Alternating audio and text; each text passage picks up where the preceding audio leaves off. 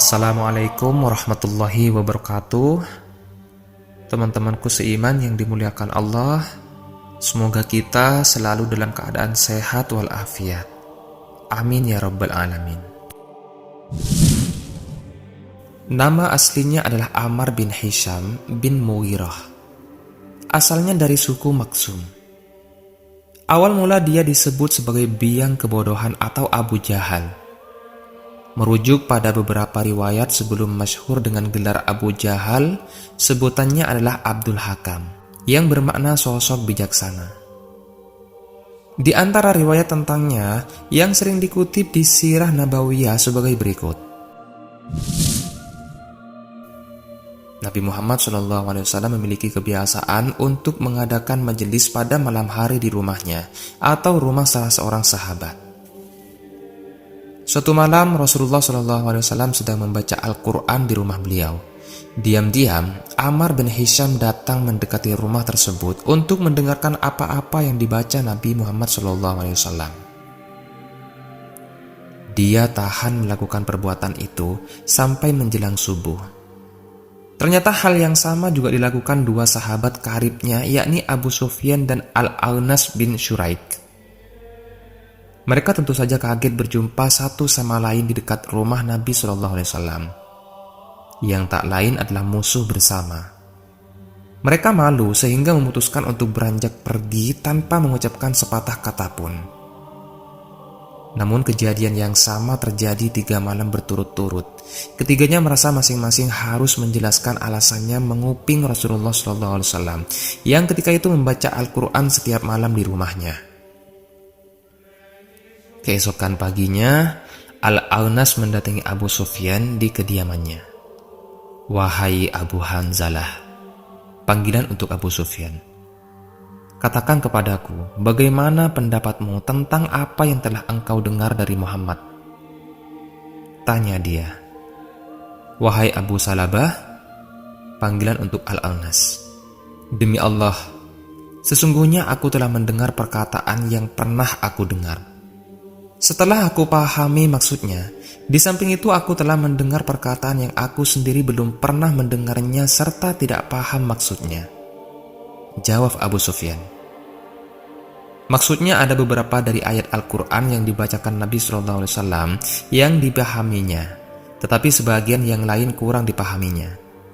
Demi Tuhan, saya juga begitu." Timpal Al-Aunas. Si tamu lalu pamit untuk kemudian mendatangi rumah Abu Jahal. "Wahai Abu Hakam, bagaimana pendapat engkau tentang apa yang engkau dengar dari perkataan-perkataan Muhammad?" Tanya dia. "Kami Bani Umayyah dan Bani Abdul Manaf saling merebut kehormatan. Kalau mereka mampu memberi makan orang-orang kafir, maka kami juga mampu melakukannya. Kalau mereka mampu memikul beban, maka kami juga mampu melakukannya. Kalau mereka mampu menyantuni orang-orang miskin, maka kami juga mampu. Bahkan kami sama-sama duduk di atas kuda tunggangan untuk berperang, sehingga antara kami dan mereka setara dalam kemuliaan." Jawab Abu Jahal dengan nada ketus. "Tetapi sekarang dari mereka terdapat seorang nabi. Lalu kapan dari kabilahku akan menyamai kedudukan mulia itu?" Serunya lagi, "Nyatalah bahwa Ammar bin Hisham bin Mughirah tahu betul bahwa Nabi Muhammad SAW adalah utusan Allah. Namun fanatisme kesukuan telah membutakan mata hatinya. Sejak mengetahui hal itu, Rasulullah SAW menyebutnya sebagai Abu Jahal. Sebab pemuka musyrikin itu telah menukar keimanan dengan kesombongan duniawi yang semu." Riwayat lainnya menyebut bahwa Ammar bin Hisham digelari Abu Jahal lantaran kekejamannya terhadap kaum muslimin Makkah, terutama dari golongan anak-anak perempuan dan budak. Sebagai contoh, dia menusuk Sumayyah binti Kabat pada kemaluannya dengan tombak. Sebelumnya perempuan pemberian itu disiksa dengan cara dijemur di atas padang pasir yang terik. Penyiksaan itu tidak lain Abu Jahal dan komplotannya. Kekejian itu terjadi sebelum masa hijrah ke Madinah. Ibunda Ammar bin Yasir tercatat sebagai salah satu syahid pada masa permulaan Islam. Betapa ruginya mereka yang hidup satu zaman dan daerah dengan Rasulullah, tetapi justru memusuhi agama Islam. Hal itulah yang terjadi pada diri Abu Jahal. Saat sedang sujud, Rasulullah pun dilempari kotoran oleh Abu Jahal dan komplotannya. Setelah Fatimah bin Muhammad menyingkirkan benda najis itu dari kepala ayahanda beliau, Nabi Muhammad SAW berdoa, "Ya Allah, kepada Engkaulah aku menyerahkan Abu Jahal bin Hisham, Utbah bin Rabi'ah, Syaibah bin Rabi'ah, Walid bin Utbah, Uqbah bin Abi Mu'aib, Umayyah bin Khalaf, dan Umarah bin Walid." Semua orang yang disebut dalam doa itu akhirnya menemui ajal di Perang Badar. Perang itu terjadi sesudah hijrahnya Nabi Muhammad SAW dan para sahabat dari Mekkah ke Madinah. Cerita matinya Abu Jahal dapat dilihat dari riwayat salah seorang sahabat Nabi Muhammad SAW, yaitu Abdurrahman bin Auf. Seperti dirangkum dalam ringkasan Sahih tulisan M. Nasiruddin Albani, waktu itu Abdurrahman sedang berhenti di tengah barisan pasukan muslimin. Tiba-tiba dia dihampiri seorang pemuda dari kalangan Ansor atau penduduk asli Madinah namanya Mu'ad bin Arfra. "Wahai paman, apakah paman mengenal Abu Jahal?" tanya pemuda usia 16 tahun itu. "Ya, kenal. Tapi ada keperluan apa kamu dengannya?" "Saya mendengar Abu Jahal selalu memaki-maki Rasulullah selama di Mekah. Demi Allah yang menguasai diriku ini, kalau saya melihatnya, Abu Jahal tidak akan berpisah sebelum salah satu dari kami mati terlebih dahulu," tegas Mu'ad. Abdurrahman bin Auf terkesan dengan kata-kata pemuda itu. Tidak lama berselang datanglah pemuda lainnya yang juga dari Ansor itu. Dia merupakan adik dari Mu'ad, yakni Muawid bin Afrah. "Wahai paman, apakah paman tahu Abu Jahal?" tanya Muawid kepada Abdurrahman. "Iya, saya tahu. Ada keperluan apa dengannya?" "Saya mendengar Abu Jahal selalu bersikap keras terhadap Rasulullah SAW di Makkah. Demi Allah, saya ingin membunuhnya," jawab sang adik yang berusia 15 tahun itu. Sekonyong-konyong, Abdurrahman melihat sosok Abu Jahal di kejauhan. Dia dapat memastikan itulah sang musuh Allah.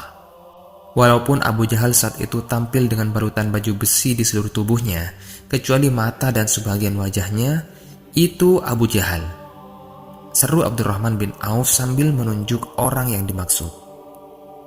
Seketika itu, dua pemuda tadi melesat maju bagaikan anak panah yang dari busurnya. Padahal Abu Jahal sedang di atas kuda, dan di depannya ada 10 lapis pasukan dengan persenjataan yang lengkap.